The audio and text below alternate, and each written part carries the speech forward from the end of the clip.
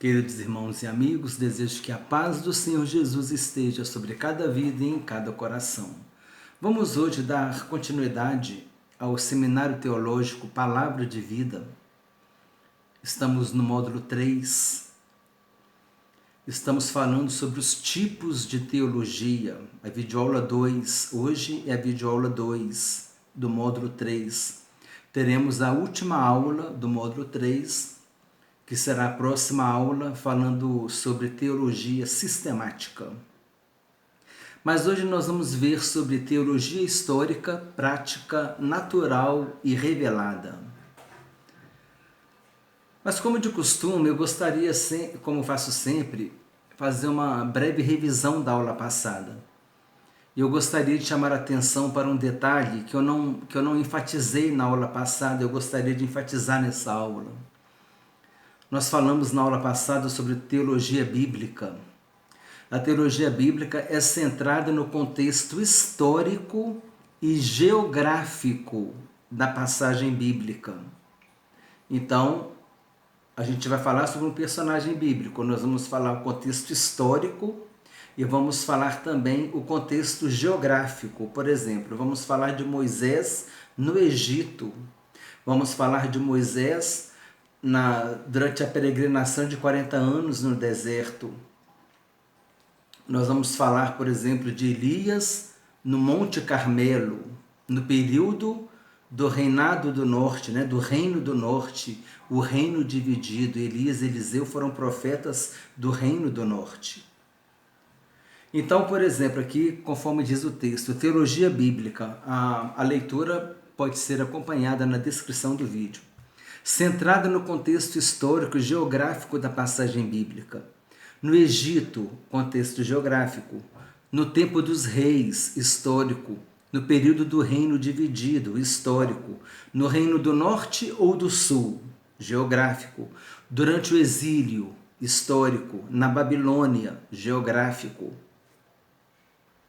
Quando Ezequiel estava no exílio, e às margens do rio Quebar, ele teve visões de Deus. Então, quer dizer, naquele momento histórico que o povo estava no exílio, naquele ponto geográfico, às margens do rio Quebar, na Babilônia, tudo geográfico, Ezequiel teve visões de Deus. Então, você tira informações das circunstâncias históricas e você tira informações das circunstâncias geográficas. Naamã, ele mergulhou 7 vezes no Rio Jordão. E vamos extrair características do Rio Jordão, falar sobre o Rio Jordão. E vamos falar também do contexto histórico, no período do Reino do Norte, na época de Eliseu. Aí vamos falar que Naamã era um comandante sírio. E aí você começa a extrair informações e preparar uma mensagem, resgatando, extraindo do texto informações, ricas informações históricas e geográficas. E aí você compõe a mensagem e depois você faz a aplicação para as nossas vidas. Número 2, eu gostaria de fazer aqui, eu apresentei uma errata, uma correção na descrição do vídeo. Talvez você não tenha visto, se você não acompanhou a leitura, você não viu. Mas agora eu estou corrigindo aqui. Porque em determinado momento pode ter se entendido que eu mencionei que Esdras e Neemias eram profetas pós-exílio. Não, Esdras era sacerdote. Neemias era copeiro do rei, ele foi uma espécie de administrador que ajudou também Esdras quando o povo voltou do reino da Babilônia, do exílio da Babilônia. Então, Esdras e Neemias, eles são personagens pós-exílio da Babilônia, quando o povo voltou, que reconstruiu a muralha em 52 dias, os inimigos se levantaram contra eles, falaram que qualquer raposa poderia derrubar aquela muralha. Então você vê ali contextos históricos e geográficos, olha só, e com isso você constrói uma mensagem. Mas os profetas foram do pós-exílio foram Ageu, Zacarias e Malaquias. Então, corrigindo, né, se em tempo, né, corrigindo em tempo, Esdras era sacerdote, Neemias era copeiro do rei e foi um administrador que ajudou Esdras quando o povo voltou do exílio da Babilônia, e os profetas pós-exílio, Ageu, Zacarias e Malaquias. Agora vamos entrar na aula. Teologia histórica.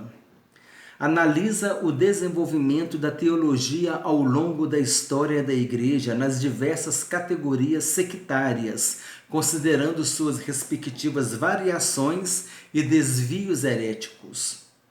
Dessa forma, busca entender como a Igreja interpretou as Escrituras e desenvolveu a doutrina ao longo da sua história, desde o tempo dos apóstolos até o presente. A teologia histórica é também chamada de teologia fundamental, história da teologia ou história da doutrina. A teologia histórica, de acordo com alguns estudiosos, surgiu no século XVI, no contexto da Reforma Protestante. Nós estudamos Reforma Protestante, então quando nós agora entramos nos tipos de teologia, nós vimos que nós estudamos a teologia histórica, nós estávamos passeando no terreno da teologia histórica. No contexto da Reforma Protestante, surgiu a teologia histórica, de acordo com alguns estudiosos. Trata da origem, do desenvolvimento e da dispersão das doutrinas cristãs. Quando a teologia histórica explica uma doutrina, ela busca investigar a origem dessa doutrina, considerando o contexto, as controvérsias e principalmente a importância dessas doutrinas para a Igreja. A teologia histórica também é feita de história, estreita conexão com a história da Igreja e a teologia cristã. Considere-se também a história bíblica. Considere-se também a história bíblica, a história das missões, história da doutrina e a história dos credos e confissões. Concluindo, a teologia histórica é o estudo histórico de como os cristãos, em diferentes períodos, entenderam os vários tópicos teológicos. Então, é claro, o próprio nome já diz que a teologia histórica está relacionado com aquilo que diz respeito à histórica, diz respeito à história, são as fontes históricas, né? E tendo o início, segundo alguns estudiosos, a partir do século XVI, com a Reforma Protestante. E aí vieram, né, os desvios heréticos, o surgimento das heresias, as heresias pseudo-cristãs, que nós também já falamos a respeito. As heresias pseudo-cristãs são aquelas que usam a Bíblia e até falam de Jesus, mas não falam do Jesus bíblico, do Jesus que é verdadeiro homem, verdadeiro Deus, que foi enviado ao mundo para nos salvar, que morreu na cruz para nos salvar, que perdoa pecados, que morreu, que ressuscitou, que foi elevado ao céu, está sentado à direita de Deus e que voltará para buscar a sua igreja. Esse é o Jesus histórico. Esse é o Jesus bíblico. É histórico também de acordo com a história da Bíblia, mas esse é o Jesus bíblico. É o Jesus que nós cremos. Verdadeiro Deus, verdadeiro homem. Então, as heresias falam de Jesus, mas elas não falam do Jesus bíblico, de acordo com a Bíblia.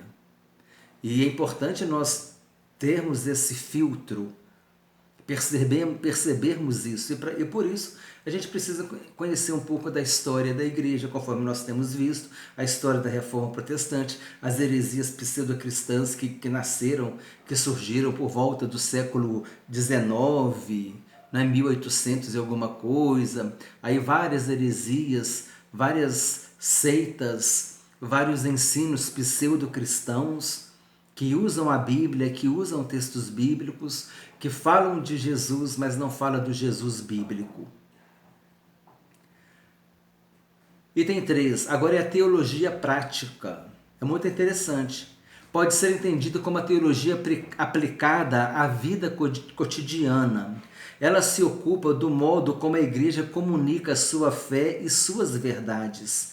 Está diretamente ligada à teologia pastoral, sendo menos acadêmica e mais voltada à prática ministerial. É a teologia prática, é o dia a dia da igreja. Os seus resultados são verificados a partir dos seus ensinamentos, definição e conceitos doutrinários, liturgia e o modo de vida de cada membro de uma igreja. Está diretamente relacionada à missão evangelizadora da igreja e também às obras sociais, não é? As obras sociais, a vida diária cristã, aquilo que Tiago falou: se você vir o seu próximo passando necessidade e se você não o socorre, né, se você pode fazer o bem e você não faz, nisso você está pecando. Então, são esses ensinos da vida, da obra do dia a dia, da vida cristã diária, fazendo boas obras, obras sociais, evangelizando, tendo uma vida cristã, dando bom testemunho, comunicando a mensagem da salvação. É a teologia prática. É a prática da vida cotidiana, é a teologia aplicada à vida cotidiana. É como a igreja, conforme diz aqui, como ela se ocupa do modo como ela comunica a sua fé e as suas verdades, dando bom testemunho, fazendo as boas obras, evangelizando. Então, isso está relacionado com a teologia prática, aquelas questões de Tiago, né? As obras de Tiago, aquelas obras da vida cotidiana, de fazer o bem, de ajudar o irmão necessitado. Agora temos a teologia natural, é o item 4. Procura ver a natureza de acordo com o olhar do cristianismo. Decorre da revelação natural que todo ser humano tem acerca de Deus, por intermédio das coisas criadas, permitindo ao homem perceber a existência de Deus. Na teologia natural, o estudo sobre Deus não está relacionado a fenômenos e acontecimentos sobrenaturais. Está baseada na observação da natureza, envolvendo a filosofia e o raciocínio humanos como meio para perceber, conhecer e crer em Deus. A teologia natural lança mão do seguinte texto bíblico: a ira de Deus se revela do céu contra toda impiedade e perversão dos homens que detêm a verdade pela injustiça. Porquanto o que de Deus se pode conhecer é manifesto entre eles, porque Deus lhes manifestou. Porque os atributos invisíveis de Deus, assim o seu eterno poder, como também a sua própria divindade, claramente se reconhecem desde o princípio do mundo, sendo percebidos por meio das coisas que foram criadas. Tais homens são, por isso, indesculpáveis. Romanos capítulo 1, versículos 18 a 20 e versículo 27. Então, esses versículos, Romanos capítulo 1, versículos 18 a 20 e versículo 27, são versículos relacionados à teologia natural. É aquela teologia que diz assim: Deus existe. Você pode ver que Deus existe pela própria natureza. A natureza denuncia a existência de Deus. Aquilo que eu considerei em aulas passadas, aquele submarino não tripulado, né? Aquele submarino que vai nas águas profundas, ilumina as águas profundas do oceano, revelando coisas magníficas lá no fundo do oceano, onde nenhum homem pode chegar por causa da profundidade. Coisas que não são conhecidas, que são conhecidas por nós porque enviamos um submarino ali não tripulado com iluminação, com câmeras, para poder filmar e mostrar e revelar aquelas grandezas que estão lá no fundo do mar. Também eu citei também esses satélites que têm sido enviados, tirando foto de Marte, tirando foto da Lua, a estação espacial que fica em volta do planeta Terra, mandando aquelas imagens, aqueles vídeos, tudo isso demonstra a grandeza de Deus. Tudo isso denuncia a existência de Deus.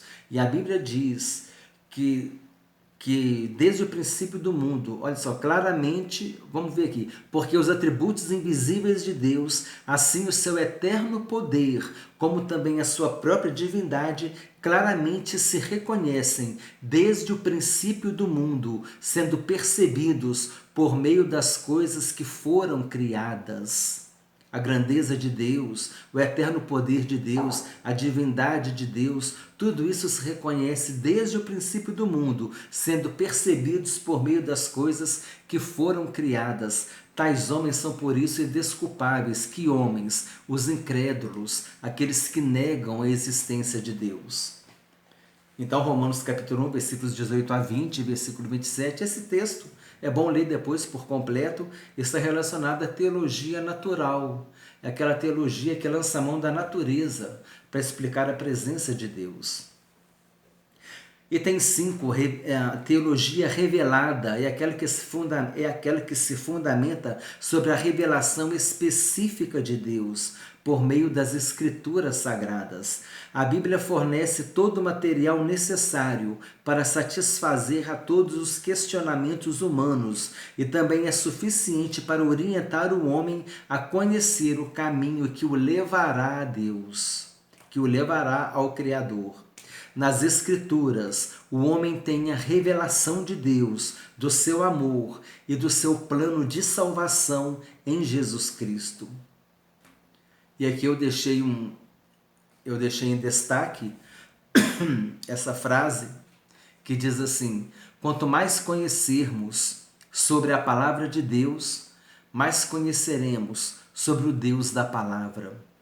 Quanto mais a gente conhecer a palavra de Deus, mais a gente vai conhecer o Deus da palavra. Por quê? Porque Deus está se revelando por meio da sua palavra. Item 6, o resumo da aula. Então, aqui agora nós estamos fechando o resumo da aula. Eu vou fazer o resgate rapidamente de todas as teologias que nós estudamos até agora. E lembrando que nós vamos fechar esse módulo com a teologia sistemática, fazendo uma abordagem bem profunda com a teologia sistemática. O item 6, resumo da aula. Nós falamos sobre 4 teologias bíblicas.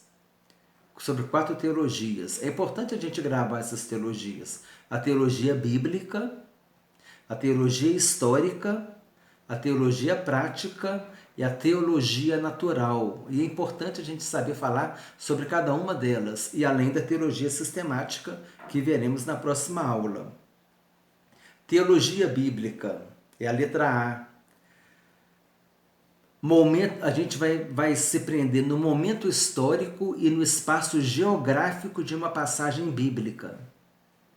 E aí extrai as informações do texto, prepara a mensagem no contexto histórico-geográfico e faz as aplicações para as nossas vidas. Você prepara a mensagem, você fala de tudo o que aconteceu e depois você aplica para as nossas vidas. Procurando incluir Jesus na mensagem. As nossas mensagens têm que ser cristocêntricas. Jesus é o centro das nossas mensagens. Precisamos sempre canalizar a mensagem, encerrar a mensagem em Jesus Cristo. Uma mensagem do Antigo Testamento, nós precisamos canalizar e encerrá-la em Jesus Cristo. Por exemplo, Naamã e Eliseu. Nós vamos falar a respeito de Naamã, que estava doente, que foi em busca de Eliseu. Ele ouviu aquela menina falar: se o meu senhor fosse lá em Samaria, ele seria curado da lepra, porque lá tem um profeta. E aí você começa a fazer aquelas explicações. Aí a Naamã não quis ir mergulhar 7 vezes no Rio Jordão. Não são as águas do Rio Jordão que têm poder. Assim como não era a serpente de bronze que tinha poder. Não são as águas do Jordão que tinha poder. Esse negócio de falar as poderosas águas do Rio Jordão, isso é mentira, isso é heresia. Não existe isso. Não foram as poderosas águas do Rio Jordão que curaram Naamã. O que curou Naamã foi que ele foi obediente à ordem de Deus. Eliseu disse: mergulha 7 vezes e você será curado. Olha para a serpente e você será curado. Não é que a serpente tinha poder, não é que as águas tinham poder. Não podemos tirar a glória do Senhor. Toda a glória pertence a Deus. Foi a obediência que eles tiveram. Quem olhar para a serpente vai ser curado. Se você mergulhar 7 vezes no Rio Jordão, você vai ser curado. É a obediência à palavra de Deus que traz a cura, que traz a salvação, que traz a experiência com o Senhor Jesus. Então, então a gente extrai essa mensagem. Aquela menina, assim como aquela menina falou de Eliseu, que era o profeta de Samaria, que poderia mudar a vida de Naamã, assim nós devemos falar de Jesus, que Jesus tem poder para transformar a tua vida. Então você começa a fazer as explicações e levando para Jesus. Assim como Naamã foi a Eliseu, hoje nós vamos não a um profeta, mas nós vamos ao Senhor Jesus. E você começa a fazer as aplicações. Precisamos colocar colocar Jesus na mensagem. Moisés libertou o povo do jugo de Faraó. Assim como Moisés libertou o povo do jugo de Faraó, assim Jesus hoje nos liberta do jugo do diabo. Assim como Moisés conduziu o povo no deserto, sendo um líder, hoje quem nos conduz é o Senhor Jesus, o sumo pastor das nossas almas, que guia o seu rebanho. Nós somos ovelhas de Jesus. Jesus é o nosso bom pastor, o bom pastor que dá a vida pelas ovelhas. Aí você começa a falar, você começa a aplicar Jesus numa mensagem lá no Antigo Testamento. Isso é importante nós entendermos, porque a mensagem bíblica, a teologia bíblica, ela precisa desembocar, ela precisa chegar até Jesus. Os sacrifícios que eram feitos, agora não precisa mais de sacrifício todos os anos. Aquele sangue que era derramado todos os anos para perdoar o pecado do povo, porque agora Jesus foi o perfeito sacrifício que trouxe o perdão e a salvação para nós. Aí você começa a fazer as aplicações. Aquela serpente no deserto que foi levantada para que o povo fosse curado. Hoje nós não olhamos para a serpente, mas nós olhamos para Jesus, o autor e consumador da fé, o autor da salvação, o autor da criação. Então essa prática que a gente precisa treinar e trazer a mensagem bíblica. Se a gente estiver trabalhando com o texto do Antigo Testamento, a gente trazer essa mensagem bíblica para o Novo Testamento, para Jesus Cristo. Se estivermos com uma mensagem do Novo Testamento, fazendo teologia bíblica do Novo Testamento, aí já fica um pouco mais fácil. Letra B. A teologia histórica analisa a teologia ao longo da história, suas variações, desvios, surgimentos de seitas, que nós estudamos, heresiologia, as heresias pseudo-cristãs, que até usam a Bíblia, que usam textos bíblicos, às vezes até trocam alguns termos da Bíblia, não é de acordo com o original do grego, do hebraico, fala de Jesus, mas não fala do Jesus bíblico, verdadeiro Deus, verdadeiro homem. Essa teologia histórica, ela é chamada de teologia fundamental, história da teologia e história da doutrina. O início dela foi no século XVI, no contexto da Reforma Protestante. Nós temos a teologia prática, ela é aplicada à vida cotidiana, à comunicação da mensagem, da pregação do evangelho, do modo de vida do cristão, do bom testemunho, as obras sociais, a evangelização, é a fé para a vida prática cristã, aquela vida diária cristã, a vida de Tiago, né? A fé de Tiago. A fé de Tiago é a fé para a vida cristã, a vida prática cristã, fazer o bem para as pessoas, ajudar o irmão necessitado, não falar mal um dos outros. Então, essa vida prática. Então, isso é teologia prática. Então, olha só, teologia bíblica, teologia histórica, teologia prática e agora teologia natural. É o estudo de Deus. O estudo de Deus não se baseia nos fenômenos sobrenaturais, nos milagres, nas manifestações dos dons espirituais, não, mas na observação da natureza. E esse texto de Romanos, capítulo 1, versículo 18 a 20, até o versículo 27, os atributos de Deus, as coisas criadas, os incrédulos são indesculpáveis, a natureza denuncia a existência de Deus.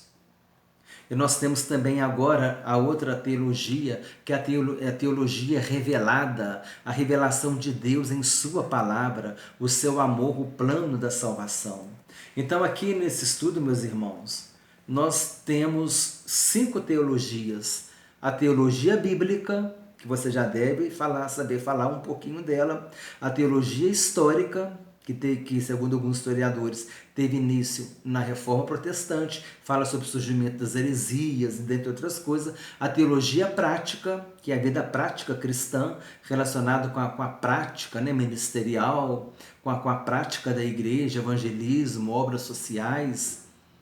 Nós temos a teologia natural, que usa o texto de Romanos, capítulo 1, versículo 18 a 20 e 27, usando a natureza para mostrar que Deus existe por meio da natureza, e a teologia revelada, que é a revelação na palavra de Deus. É a revelação que nós extraímos da palavra de Deus, o amor de Deus, Deus se revelando no Antigo Testamento, Deus se revelando no Novo Testamento, a Trindade divina sendo revelada no Novo Testamento e não no Antigo Testamento. Então você começa a buscar as revelações de Deus. Jesus é a maior revelação de Deus. Jesus é a expressão exata do seu ser, do ser de Deus. Amém, irmãos? Então, eu vou terminar por aqui a aula. Já estou apreensivo por causa do meu tempo ali, porque pode acabar o tempo ali, eu fico sem terminar a aula, amém? Mas, então, vamos ficar atentos a esses 5 tipos de teologia. Procura ler a matéria, procura assimilar, entender, porque isso vai ser um grande enriquecimento para você. E na próxima aula nós vamos falar sobre teologia sistemática. E depois, no módulo 4, nós vamos começar cristologia. Eu desejo que Deus te abençoe ricamente, em nome do Senhor Jesus Cristo.